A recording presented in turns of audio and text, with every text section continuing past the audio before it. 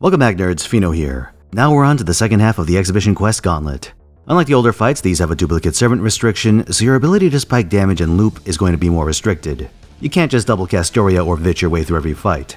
Our first opponent is Spartacus, whose big gimmick is that he has massive delayed heals that proc every few turns. This is on top of his massive persistent heal, which strongly incentivizes one-shotting each health bar. That's trivial early on, but there's a twist. If you want to speedrun him, Spartacus has a very annoying ability. If you break his bars too quickly, he'll gain damage resistance. Two of these are pretty much impossible to brute force. Even minimum turn runs of this fight clock in at 6 turns if memory serves, so one way or the other you're stuck waiting, either for the special defense to run out or the 3-turn grace period to end. That said, you're still incentivized to one-shot each of his bars once you do commit to attack, because if you whiff, his passive healing will make your life miserable. You do have one saving grace though. Every time you hit him with a quick card, he gets a heal debuff. You need a bunch of these to really stifle his recovery, but it does mean that quick servants have more wiggle room in the damage check department. However, be careful about bringing Scotty to this fight. Spartacus will focus down king servants and is likely to blow them up with a massive crit. Scotty falls under this category, so don't expect her to last more than 1 or 2 turns. But you can take advantage of this. If you're in a powerful soloist like Van Gogh with a Rosh to take out wave 1 and Scotty as a buffer, you can get rid of all ballast and get guaranteed Brave Chain access. Oh, be aware that you get a Buster debuff when you enter the boss wave, so bring something to cleanse that off or just wait it out. Because you have to play around his damage resistance or the conditions to trigger it, a lot of this fight involves playing grab ass. For this reason, stun locking Spartacus is the strategy I'd recommend. It takes the volatility out of his basic attacks. Uriel is an option every player has, but the aforementioned Van Gogh absolutely shits all over him because of her spammable NP and foreigner class advantage. So if you want to make things trivial, grab one off your friends list. You can also run a buff purger to constantly remove Spartacus's delayed heals, but I think that's unnecessary. So yeah, good luck. I'll be streaming today at twitch.tv/Finotaisen. Gonna try to grab some copies of Lancer Melt and the Trunk Sisters, so stop on by to see how that goes. 3 PM Pacific time. Also some more Exhibition Quest action. Speaking of which, I'll let Stream Fino commentate the rest of this fight. Holy shit! Yeah, there we go.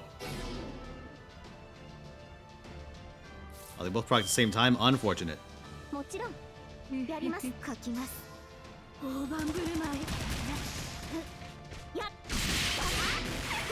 gonna use her. I mean, she's pretty simple. You just, it's just knowing her skill order so you can get the maximum charge.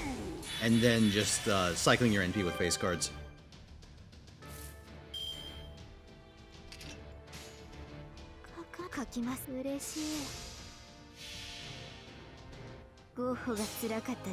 Like, if you do her defense down first, she spreads a curse, like, across the entire board, and you can use her third skill to suck them into her, and then pop the guts, which will get you a ton of charge based on that.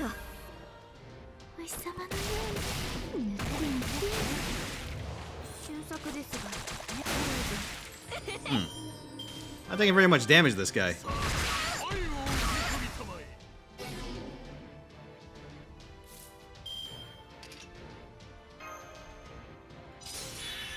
Yeah, like here. This is the combo.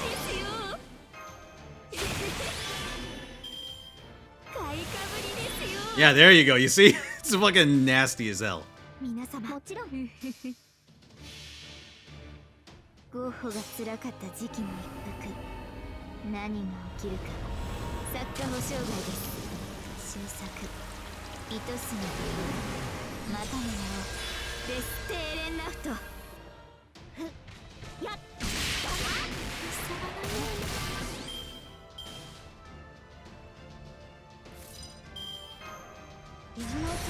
And we have an evade.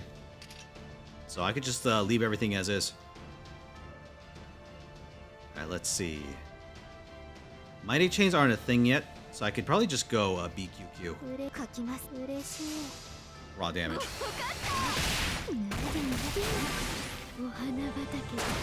Oh yeah, there we go.